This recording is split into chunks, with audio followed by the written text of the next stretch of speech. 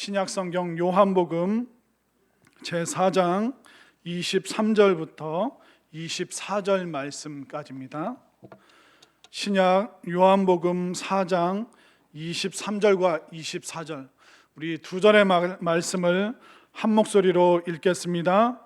아버지께 참되게 예배하는 자들은 영과 진리로 예배할 때가 오나니 곧 이때라. 아버지께서는 자기에게 이렇게 예배하는 자들을 찾으시느니라.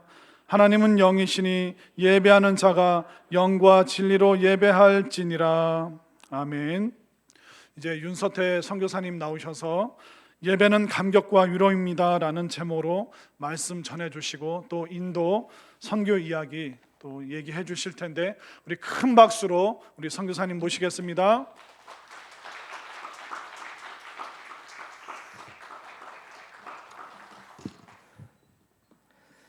할렐루야, 반갑습니다. 그동안 제가 어떻게 생겼는지 궁금하셨을 텐데 드디어 마스크를 잠시나마 벗었습니다. 마스크에 익숙해져 있어서 그런지 이렇게 이제 맨 얼굴로 여러분들 앞에 서니까 괜히 쑥스럽습니다. 어떻게 생각보다 인상이 괜찮은가요? 다행입니다. 평소에 저는 생긴 게 좀 아리까리하게 생겼다고 생각했는데 여러분들 괜찮게 봐주셔서 여러분들 선교사들을 얼마나 사랑하시는지 알겠습니다.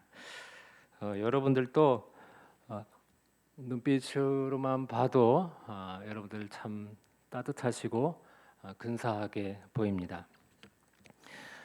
시국이다 보니까 코로나 이야기를 먼저 하지 않을 수 없을 것 같습니다. 저희는 코로나를 인도에서 경험하게 됐어요. 몇 가지 에피소드가 있습니다. 코로나가 이제 중국에서 시작해서 한국과 일본으로 막 퍼지고 있을 때 인도는 아직 심각하지는 않았었습니다. 그 마스크를 쓰는 사람도 거의 없었고요.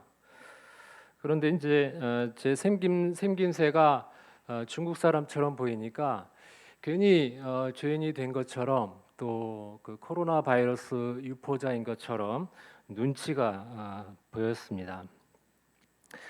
한 번은 이제 비행기를 탔는데 그 제 옆 사람이 이제 저를 딱 보고 아주 표정이 일그러지면서 아주 재수 없다는 식으로 갑자기 마스크를 막 아무도 안 쓰는 마스크를 쓰고 그 위에다가 막 수건을 두르고 모자를 쓰고 그리고 이제 머리를 저하고 가장 먼 곳에, 그러니까 이렇게 하고 잠을 자는 척 했습니다. 참 헛웃음이 나왔고 좀 기분이 좀 그렇게 좋지는 않더라고요. 또 한 번은 이제 야채를 사러 이제 마켓에 갔는데 인도 마켓은 굉장히 이렇게 다 이렇게 좁아요, 공간이. 근데 사람들은 참 많이 있습니다. 그때도 이제 사람들이 마스크를 거의 안 쓰던 시기였는데 저는 이제 뭐 좀 이제 한국에서 막 마스크 쓰라고 하니까 저도 이제 그 천으로 된 마스크를 구해서 쓰고 있었어요. 그런데 갑자기 재채기가 나왔습니다. 그 순간 어떻게 됐는지 아세요? 마치 그 폭탄이 떨어진 것처럼 사람들이 날아가듯이 제 주변에 있는 사람들이 쫙 퍼져서 도망가는 거였어요. 이제 그래도 이제 얼마 안 있어서 인도도 이제 코로나가 삽시간에 퍼졌습니다. 너무 이제 심각해지니까 봉쇄령이 떨어졌어요. 차가 다닐 수 없었고요. 또 비행기도 끊겼고요. 여러분들 뉴스에서 그 경찰들이 돌아다니는 사람들 막 막대기로 때리는 거 뉴스로 보셨죠? 네.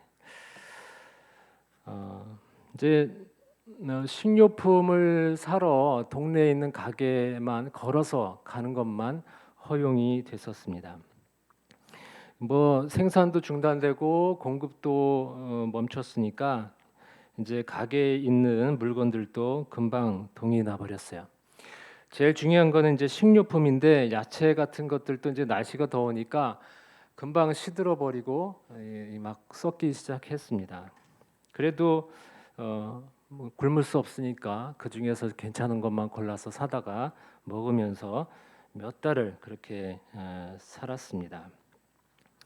그 소리 없는 전쟁터에서 아무것도 못하고 그냥 감옥에 갇혀 있는 것처럼 살았어요. 그러다가 이제 지난 연말에 겨우겨우 전세기를 타고 한국에 들어왔습니다. 아마 여러분들 만나라고 이렇게 한국에 온 것 같아요. 저희가 이제 지난 12월 중순부터 게스트하우스에서 지냈는데 저희가 오기 전부터 미리 준비해 주시고 또 환영해 주시고 환대해 주셔서 어떻게 감사의 말씀을 드려야 할지 모르겠습니다. 그동안 성산교회만큼 저희를 따뜻하게 대해 주신 교회는 없었던 것 같아요. 여러 성도님들 푸근한 마음으로 저희를 대해 주셨고요. 그리고 부목사님들 저희들을 위해서 많이 애를 써 주셨고요. 특히 예배를 드리면서 우리 존경하는 이동영 목사님의 말씀을 듣는 것이 은혜였고 아주 좋았습니다. 제 아내는 제가 질투가 날 정도로 이 목사님의 팬이 됐어요. 기억에 많이 남는 말씀은 바로 지난주에 여러분들이 기억하실지 모르겠는데 그 남편들을 유기견이다 이렇게 생각하고 쓰담쓰담을 많이 해주라는 말씀을 하셨는데 그 말씀이 얼마나 은혜가 되던지 제가 그 유기견으로 은혜 받기는 난생 처음이었습니다. 물론 이제 제 아내는 저에게 늘 용기를 주고 누구보다도 쓰담쓰담을 많이 해 주었다는 것을 이 자리에서 분명히 밝히는 바입니다. 그런데 속으로는 저를 이제 유기견으로 생각하고 있었던 것은 아닌지 확인해 봐야겠습니다. 왜 그런 말씀이 저에게 은혜가 되고 위로가 되었는지 생각해 보니까 지난 7년 동안 인도에서 은혜 중에 선교 사역을 하면서도 알게 모르게 조금은 외로웠던 것 같아요. 그런데 예배 중에 또 말씀 중에 그 주님께서 그래 수고했다 인도에서 사는 게 힘들고 외로웠지 이렇게 쓰담쓰담 해주시는 것 같아서 은혜를 받았던 것 같습니다. 예배는 정말 감격이고 위로입니다. 오늘 밤에도 평범한 이야기지만 저의 선교 이야기를 통해서 하나님이 주시는 감격과 위로가 여러분들에게 있으시기를 바랍니다. 2013년도에 교단의 선교사 훈련을 받고 2014년에 5월 달에 저희 네 식구가 인도에 파송되어서 갔습니다. 하나님께서 또 어떻게 인도하실까 기대하면서 갔어요. 처음 일주일 동안은 어느 권사님이 운영하시는 게스트하우스에서 지냈습니다. 전혀 뜻하지 않게 그 권사님이 섬기시는 교회에 새벽 예배를 인도하게 되었어요. 그 교회 목사님이 마침 한국을 방문하고 계셨을 때였는데 그 목사님을 알지도 못하고 한 번도 뵌 적이 없었는데 새벽 예배 부탁을 받은 거였습니다. 신기하지 않습니까? 저만 신기한가요? 일주일 동안 새벽 예배의 말씀을 전하면서 이런 생각이 들었습니다. 하나님이 저에게 이렇게 말씀하시는 것 같았어요. 윤선교사야, 인도에서 뭐 큰일, 위대한 선교 사역을 이루려고 하지 마라.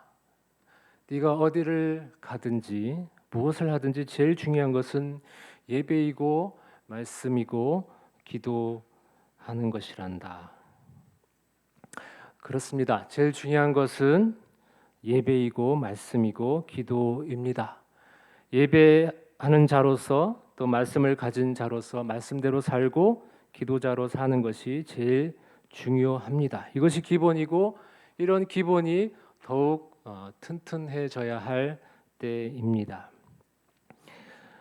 집을 구하고 짐을 옮기는 날이 되었습니다. 그런데 그날 처음 보는 분이 그 게스트하우스에 권사님을 보러 오셨습니다. 인사를 하고 보니까 다른 교회에 다니시는 집사님이었습니다. 그런데 이 집사님 그날부터 저희를 도와주시는데 마침 한국살이 있어서 저에게 그것을 주셨고요. 그리고 2, 3일에 한 번씩 저희 집에 오셔서 필요한 물건들을 갖다 주셨습니다. 그리고 저희는 이제 차가 없었으니까 시장도 데려다 주시면서 도와주셨어요. 또 게스트하우스 그 권사님도 뭐 침대니 그릇이니 필요한 물건들을 갖다 주셨습니다. 저희는 하나님이 저희가 인도에 잘 정착할 수 있도록 천사들을 보내셨다고 생각할 수밖에 없었습니다. 신기하죠? 그런데 그건 그거고요. 집을 구해서 들어간 첫날부터 와, 진짜 우리가 인도에 왔구나 이렇게 실감하게 되었습니다.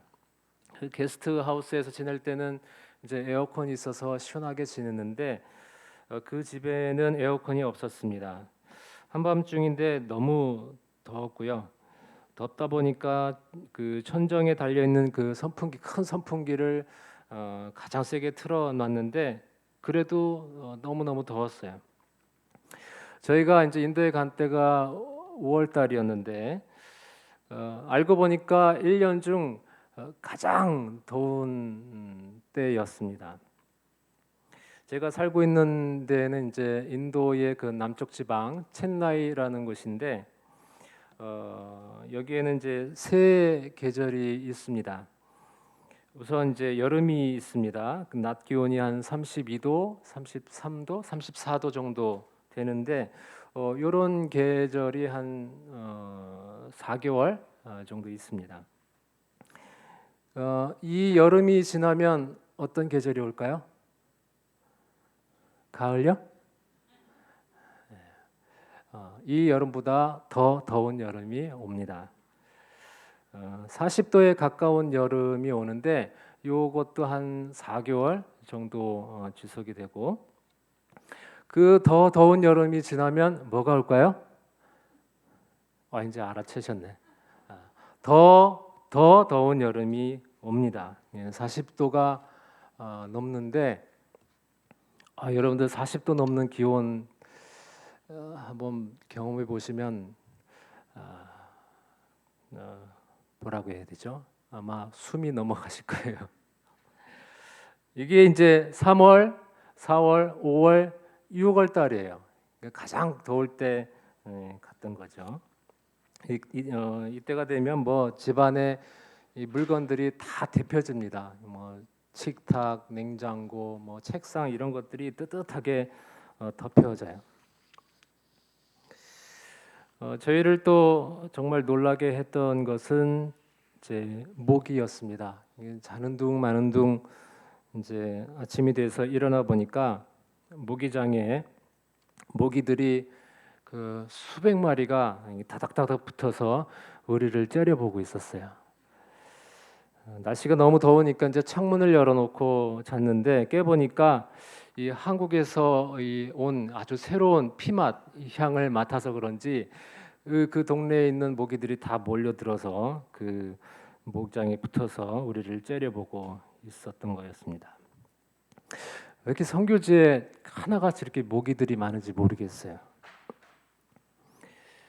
그 7년 동안 이제 인도 모기에 물렸는데 그렇게 많이 물렸어도 아직도 적응이 안 돼요. 물리면 너무 가렵고 독하고 아주 잡으려면 얼마나 빠른지 모릅니다.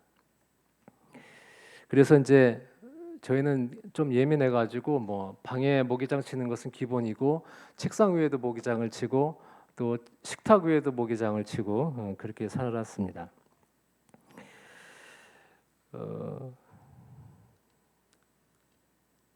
저희 아내가 뭐 걱정하던 dengu열에 걸렸어요. 여러분들 dengu열이라고 들어보셨나요? 굉장히 아픕니다. 그 신종 플루보다 100배 정도 더 아파했던 것 같아요. 저는 그 혈압이가 되는 줄 알았습니다. 여러분들 선교의 주적이 있어요. 선교의 주적은 모기입니다. 모기. 마귀가 모기를 부려가지고 선교사들을 방해하는 것 같아요. 또 인도는 굉장히 시끄럽습니다. 차들 또 그 인도에서는 오토바이 바퀴 3개 달린 오토바이를 이제 오토릭샤라고 하고 태국에서는 아마 뚝뚝인가 이렇게 얘기하는데 아주 뭐 클락션을 쉴 새 없이 눌러댑니다. 인도에는 차선이 거의 없어요. 뭐 있어도 지키지 않습니다. 그냥 자기가 가고 싶은 대로 가면 돼요. 그러다 보니까 막 서로 내가 가니까 들어오지 마 그러면서 삑삑 누르고 들어오지 말라고 삑삑 누르고 그래서 굉장히 시끄러워요. 인도 차들을 보면 아예 그 밖에 사이드 미러인가요? 그거를 아예 그냥 떼버리고 다니던가 아니면 이렇게 그냥 오므리고 다녀요. 또 다른 사람이 제 앞에 끼어들어도 절대 욕할 수 없습니다. 왜냐하면 그 사람이 내 앞에 들어올 수 있도록 내가 공간을 내줬기 때문에 내 잘못이에요.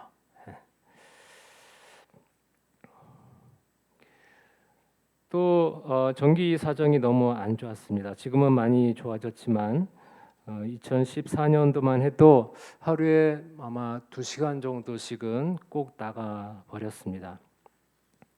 이외에도 뭐 이루 다 말할 수 없죠. 인도는 그냥 제가 처음 경험한 인도는 그냥 충격 그 자체였어요. 제가 퀴즈 하나 내보겠습니다.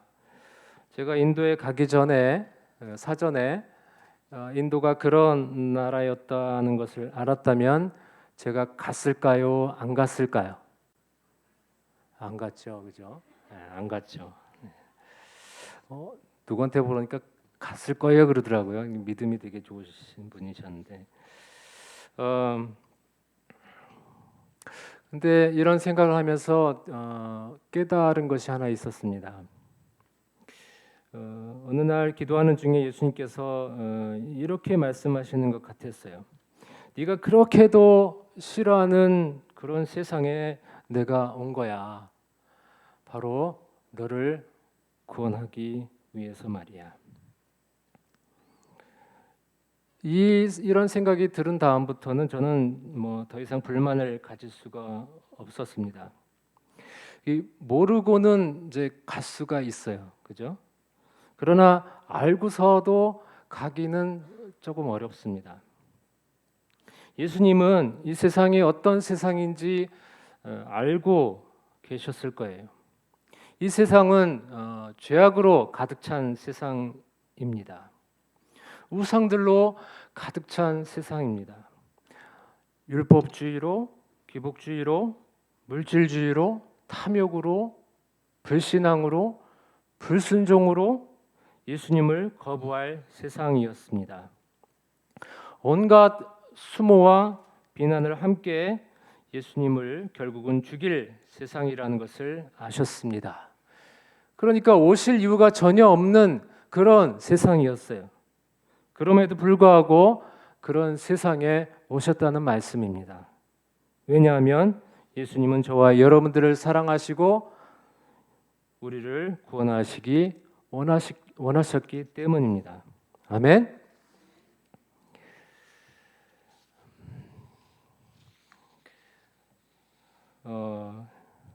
제 사진을 보여드릴 텐데 사진을 보여드리면서 말씀을 계속하겠습니다. PPT를 좀 띄워주시면 감사합니다. 네. 저희가 사는 동네가 저렇게 빨갛게 표시된 곳에서 살고 있습니다. 첸나이라는 곳이고요.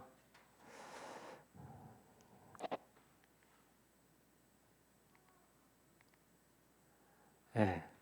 아까 아까 말씀드렸던 그 청년, 예, 하도 괘씸해가지고 제가 몰래 사진을 찍었어요.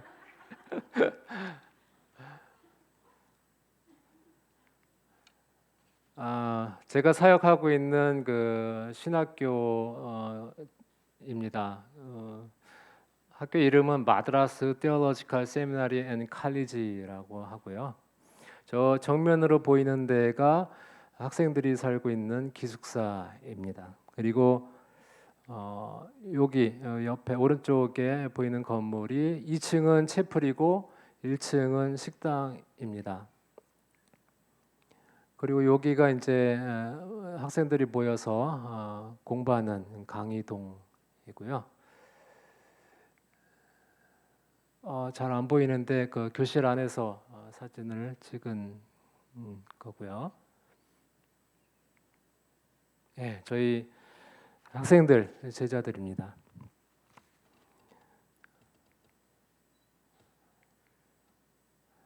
예, 이게 시험 보는 장면인데 아주 열심히 공부하고 있어요. 그리고 채플 시간인데 저희는 매일 예배를 드리고 있습니다. 그리고 이거는 이제 저희 제자들이 이제 목사 안수를 받는 그런 예식이었는데 지금 찍은 사진이고요. 제가 아주 좋아하는 친구 제자고요. 또 한 명의 제자고 요 친구가 공부는 안 하고 연애를 했어요. 룸메이트하고 눈이 맞아가지고 결혼 이게 약혼식 했는데 지금 결혼해서 살고 있습니다.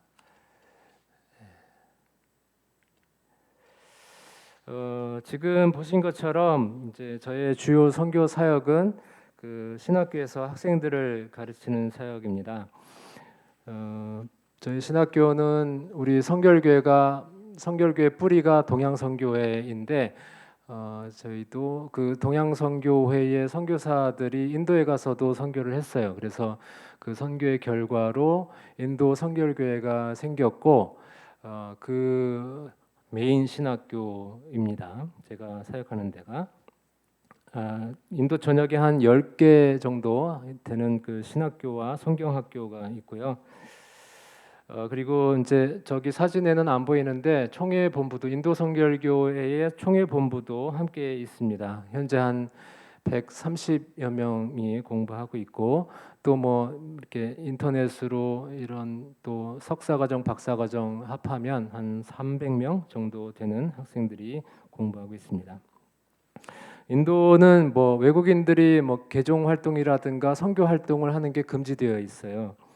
그래서 매년 뭐 비자를 받고 가도 매년 그 인도에서 거주할 수 있는 그 거주 허가증을 받아야 되는데 그때마다 개종 활동을 하지 않겠다는 그런 각서를 써야 그 허가증을 받을 수 있어요. 그래서 직접적으로 선교를 하지는 못하고 간접적으로라도 이렇게 그 현지인 목회자들을 양성하는 것이 가장 효과적인 선교 방법입니다. 인도에서는요. 우리 학생들을 보면요, 참 대견합니다. 그 인도에서 목사가 되겠다는 것은 굉장히 힘든 일이에요. 그 주류 사회에 들어가는 것을 포기하는 거고요. 또 경제적으로 굉장히 어렵습니다. 그런 것을 알면서도 주님을 위해서 기꺼이 헌신하는 마음으로 공부를 하고 있는 거예요. 거의 뭐 순교의 마음을 가지고 공부를 하고 있다고 생각합니다. 얼마나 우리 신학생들이 귀하고 사랑스러운지 몰라요. 근데 우리 학생들이 너무너무 가난합니다. 뭐 학비, 기숙사비, 식비해서 1년에 한 100만 원 정도 드는데 이걸 뭐 못 내는 학생들이 너무나 많아요. 뭐 제가 여기저기 부탁을 해서 장학금을 만들기도 하지만 너무나 부족합니다. 여러분들 기도해 주시면 좋겠습니다. 그리고 제가 집중하고 있는 두 번째 선교 사역은 교회 건축입니다. 교회 건축을 말씀드리기 전에 그 인도의 종교인 힌두교에 대한 사진을 몇 장 보여드리겠습니다.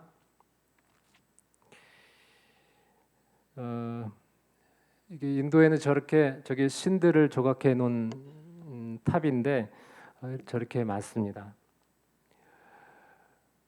이거는 이제 그 저희가 처음 그 이사를 간 곳 집의 주인집이 그 아래층이 주인집이었는데 갔어요. 근데 저렇게 그 우상들을 새 벽면에다가 이렇게 장식장에 장식을 하고 있어서 이렇게 찍어봤고요.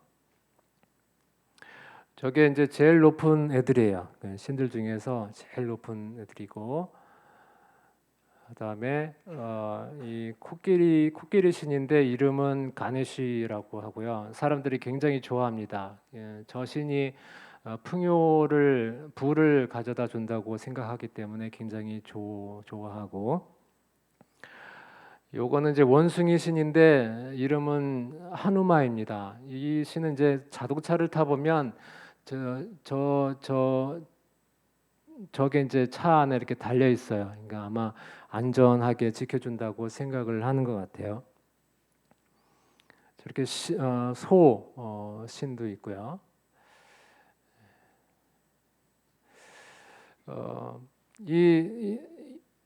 그 인도의 힌두교를 보면 그 로마서 1장 20절에서 23절 말씀이 정말 잘 이해가 됩니다. 한번 다 같이 읽어볼까요? 시작.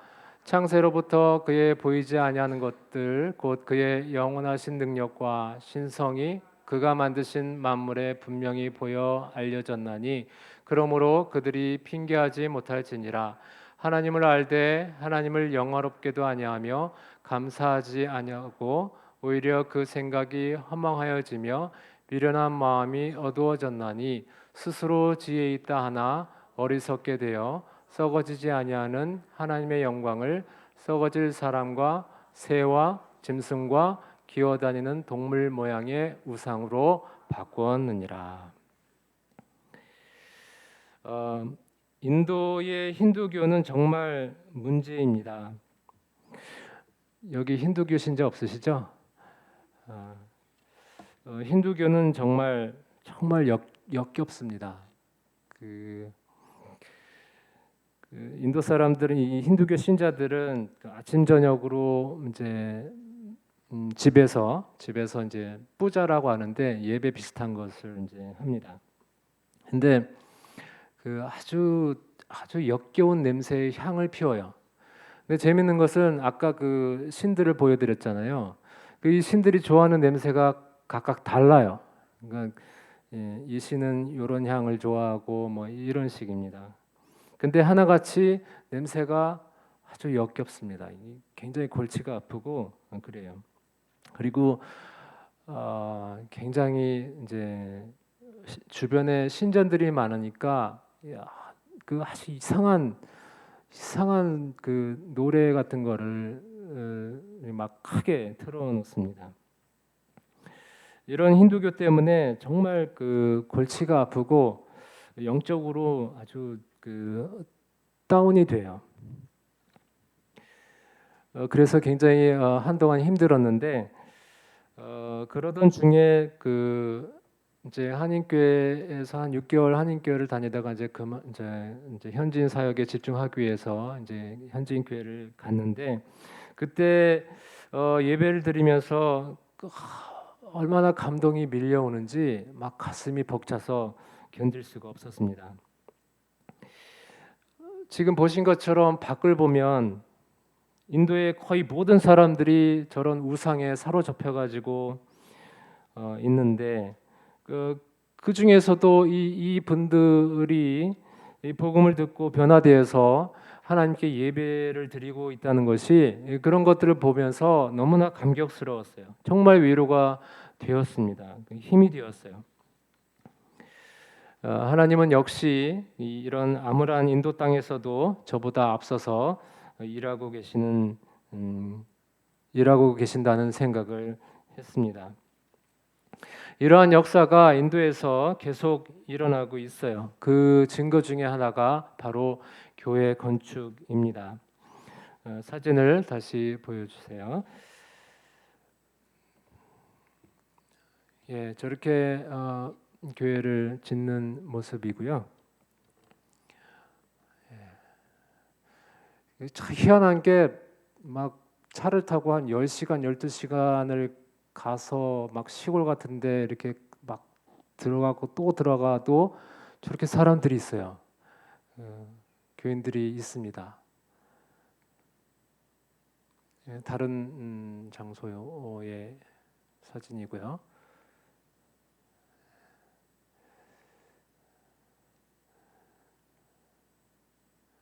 예, 봉헌 이제 교회를 다 짓고 봉헌 예배를 드린 장면입니다. 이제 제가 이제 그 교회를 방문하면 저렇게 기도를 해달라는 분들이 찾아오고 기도해 드리는 장면이고요.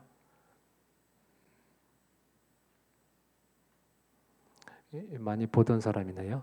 예.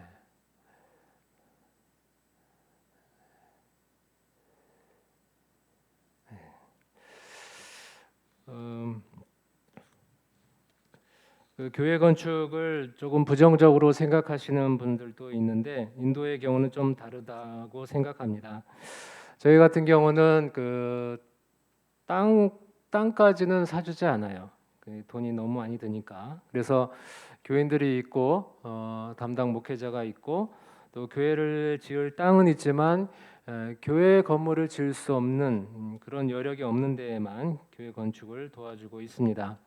보통 2천만 원이면 교회 건물을 하나 지을 수 있는데 인도에서의 이 교회 건축의 의미는 대단하다고 생각을 합니다. 사진을 보여드렸지만 그 힌두교의 우상 숭배의 한가운데에서 그런 한가운데 교회가 세워진다는 것은 영적 싸움에서 그 승리하는 그런 역사를 상징하기 때문입니다. 지금까지 세 보니까 33개의 교회를 짓는 것을 도와드렸는데 교회를 다 짓고 또 봉헌 예배를 드릴 때마다 예배의 감격, 또 하나님의 위로, 또 우상 숭배에서 그 성도님들을 자유케 하시는 하나님의 권능을 느끼게 됩니다. 제가 가르친 학생들이 목회자가 되어서 목회를 하고 있을 때 또 교회를 짓고 함께 예배를 드리면서 하나님이 주시는 감격과 위로를 받을 때 참 행복합니다. 앞으로의 선교 사역을 위해서 여러분들 꼭 기억해 주시고 기도해 주시기를 바랍니다. 저는 인도에서 성산교회의 모든 성도님들이 주 안에서 행복하시고 또 성산교회가 부흥하기 어려운 이때에도 그럼에도 불구하고 더욱 부흥하는 교회가 될 수 있도록 기도하겠습니다. 하나님 아버지